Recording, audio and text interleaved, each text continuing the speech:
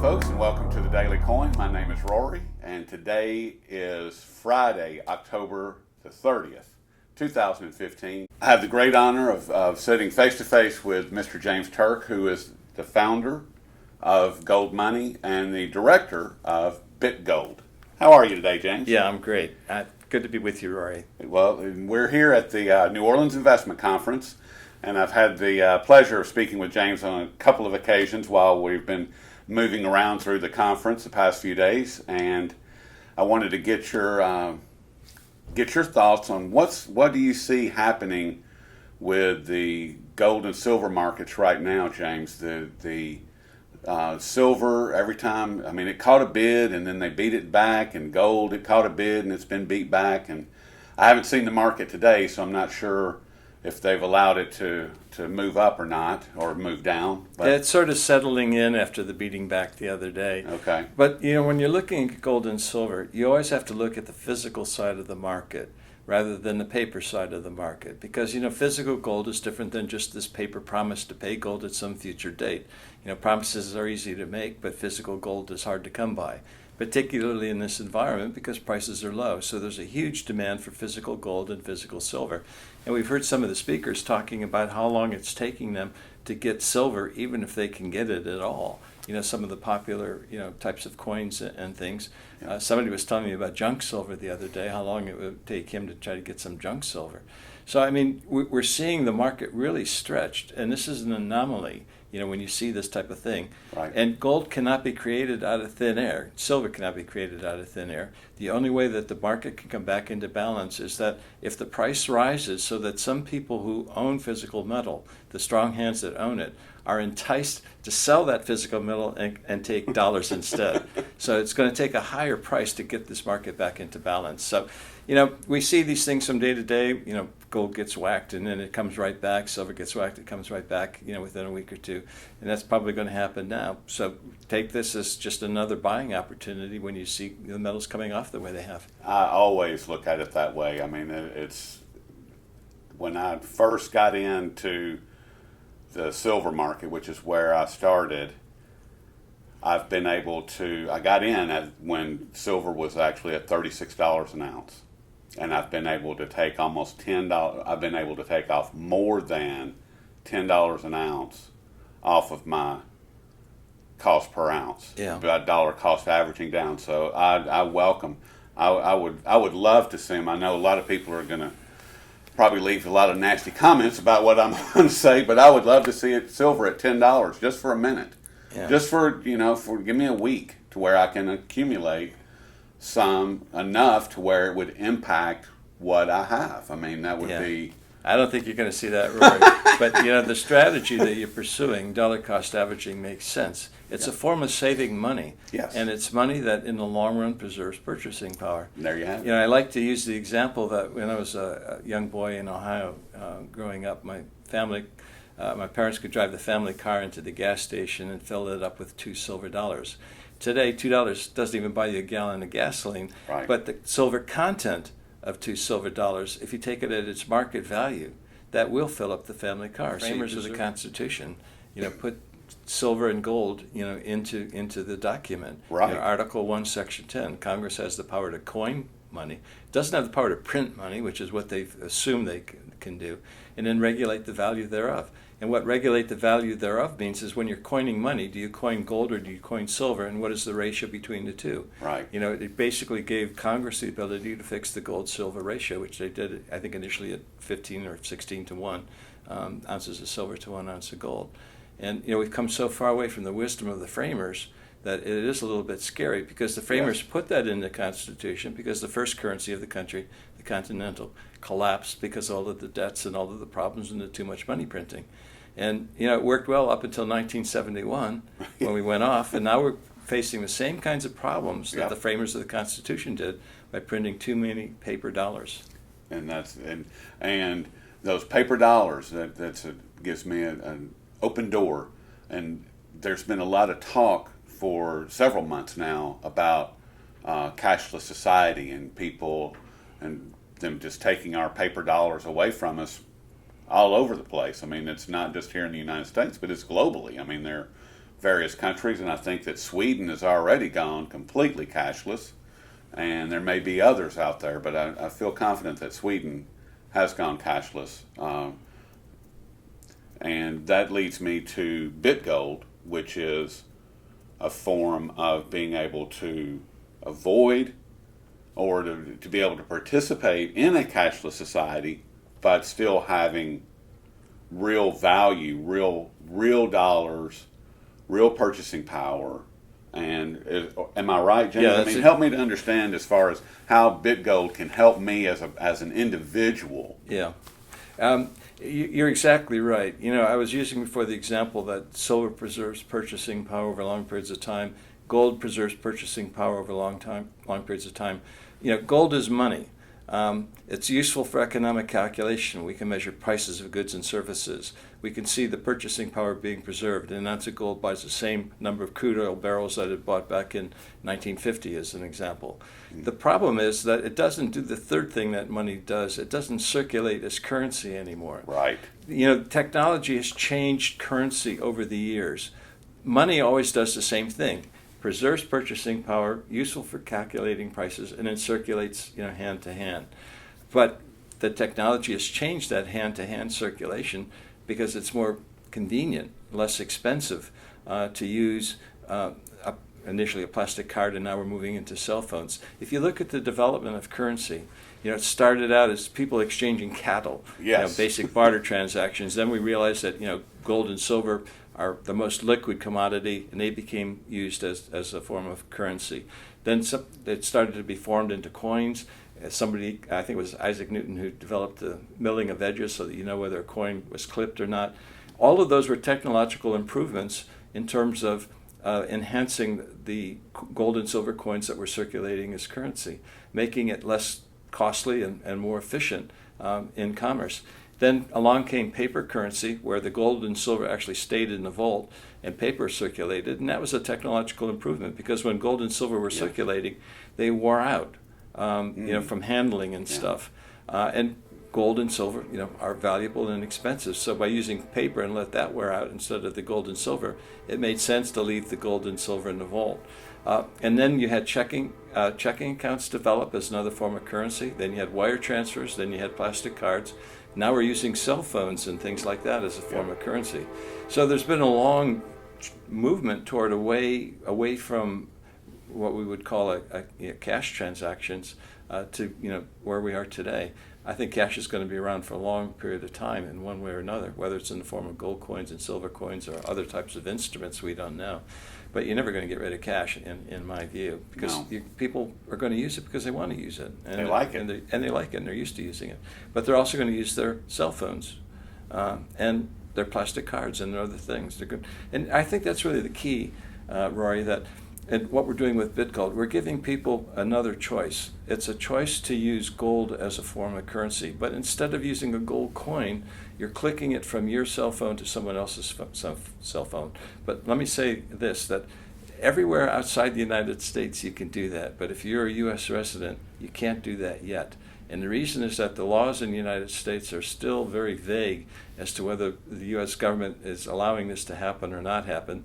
So as a consequence, you can use BitGold in the United States, but use it as a savings mechanism. In other words, every month, dollar cost average, have $50, $100, $1,000 taken out of your checking account.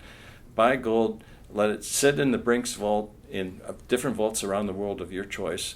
It's gold you own, it's in your name, you have the title, and it will preserve your purchasing power. It's a form of savings. Everybody needs savings, but you can't really save money dollars in a bank anymore because you're not getting any interest, and there's a lot of risk associated with it. A lot of risk.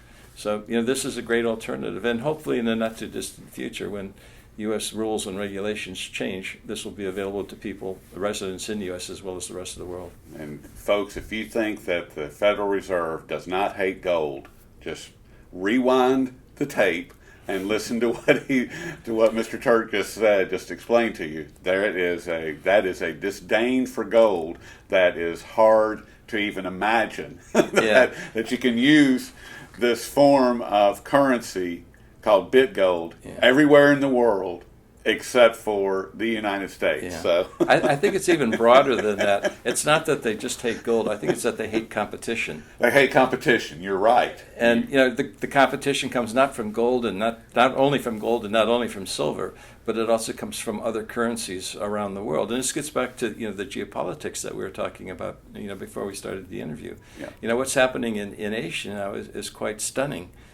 You've got Russia with all of the resources, Yes. China with all of the people and the money, And the manufacturing. and the manufacturing capacity becoming closer and closer together. Yes. And they're becoming a world powerhouse, and that has important geopolitical implications, for the future. As far as that relationship, the Shanghai Cooperation Organization, the Yes. SCO, you have the EEU, the Eurasian Economic Union, Yeah. and you have the BRICS consortium as well. So I mean, you've got these three, Yeah. and Russia and China are involved in all three of them. Absolutely. I mean, and if you look at the resources, and the resources being all the commodities, the people, the manufacturing, the transportation.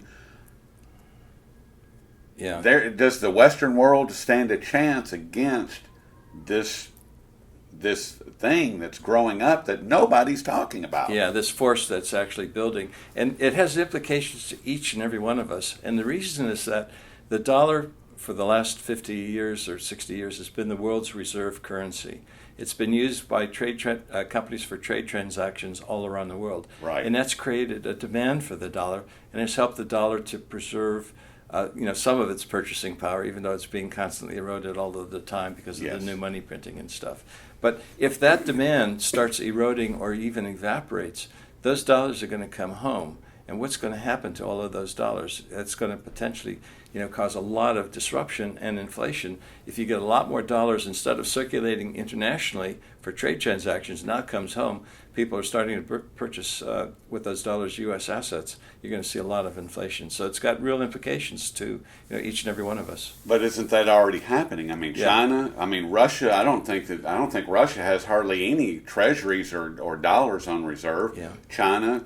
I heard at one of the speakers saying that that it was a total of about 12% of their total reserve, U.S. reserves, Yeah. have now been sent back home. Yeah, it's still a trickle though, because if you look, for example, at China's total reserves, it's trillions of dollars. But the important thing is that the U.S. government paper that it owns, it's just starting to sell some of that. They own billions and billions. Yes. Just starting to sell some of that. They're no longer not even buying it; they're actually selling Right. it. And so when they're selling it, they're getting dollars. What are they going to do with those dollars? They're not going to sit on them in their bank account and not earn any interest. No. They're going to spend those dollars. That means a lot of those dollars are going to come back to the United States. And you're seeing, Chinese money purchasing a lot of assets in the United States, particularly real estate. Yeah, and as Craig Hemke over at TF Metals report, I know you know him quite well, even though he's interviewed you several times. As he's pointed out, that we're actually funding the Chinese military, because as they sell these treasuries and turn in these dollars, they're buying military equipment. They're buying gold. They're buying resources. They're buying resources. They can even manufacture into their own military equipment. Exactly. Yeah. That's exactly right. So I mean, it's kind of frightening in a way, but all we can do is protect ourselves, and Big Gold offers a way of being able to an alternative currency, which helps you to protect your wealth. It helps you protect your wealth because you're accumulating gold. And you can Right. do it on a dollar cost averaging basis, which you and I both recommend makes sense. It's a Yes. form of saving your hard-earned wealth and preserving that purchasing power. And it's also giving you the opportunity to diversify, geographically. So I always recommend, Yes. You want some physical metal in hand, and you want to also have some physical metal, stored elsewhere, because diversification, makes some sense. And you might reach a stage, where, well, how much do you want to store in your basement or in your garage, and how many stacks of silver bars do I want to put in, as doorstops and things like that. So eventually you're going to say, well, maybe I want to put a little bit of silver or gold in other locations, and that's a good way to diversify your assets, because what you really have to focus on is at the end of the day, we all want to sleep well at night, and Right. the future cannot be predicted. So what we have to do is plan for an uncertain future or an unpredictable future, and the way to do that is to diversify your assets as much as possible. And when you're doing that, you have to recognize that there are two basic kinds of assets. There are financial assets that have counterparty risk. Money on a deposit in the bank means it's dependent on the ability of that bank to repay that money to you at some future date. T-bonds, it's the government's ability to repay that purchasing power to you at some future date. Because you really have to look at it in terms of purchasing power, not in terms of dollars. How much can you buy with the labor that you've spent to earn that money and then preserve it for some future moment in time. So you've got the financial assets on one side with counterparty risk, and then you have the tangible assets on the other side. And I'm talking not only about gold and silver, but I'm talking about farmland, timberland. Even if we have a financial catastrophe, that farmland is still going to be there and it's still going to grow crops. That's real wealth. That's not this paper wealth, which is an entirely different world. Yes. And timber, I really, the more I think about that and see it, I was telling you I live in Tennessee, and we still have a lot of hardwoods there. Yeah. Oaks, maple, walnut. We have all of the really great furniture making, house building. Yeah, and of course the southern pine as well. The southern pine, which has been a major component of house building, and as well as other forever. Things. Yeah, absolutely. Yeah. But I'm not going to take up any more of your time. I've got one more question. Sure. And this is it's a little different. And with everything that you have accomplished in your life, and all of the strides that you've made and helped humanity, you really have. What drives you today? Why are you doing what you're doing today? Well, I believe that we're put on this earth for a purpose, and it's to fulfill your potential. And for whatever reasons, I've developed an interest in money and international economics, and that's been my life. And if I can help other people with some of the things I've learned over my 68 years on this planet, so much the better. Well, I'll take that. Okay, great. I hope you don't ever stop. I really do. Well, because we need you. We need people like you, and a lot of the people that are here at this conference. It's. Well, thank you, Roy. That's very kind of you to say. And God willing, hopefully I'll be able to continue to contribute for many more years. And hopefully we'll be able to have this conversation again next year with a completely different view of what's going on with gold and silver. And James, it's been a pleasure. We've been speaking with James Turk with Gold Money and BitGold, and you can find everything that he's got going on at goldmoney.com and bitgold.com. James, is there anything you'd like to add to it? No, just thanks for the opportunity to speak with you, Roy. It's really been fun and great to finally have the opportunity to shake hands and speak eye to eye. Yes, it is. It's I'm loving it. So I'll talk with you soon, James. Thanks, Roy. Thank you.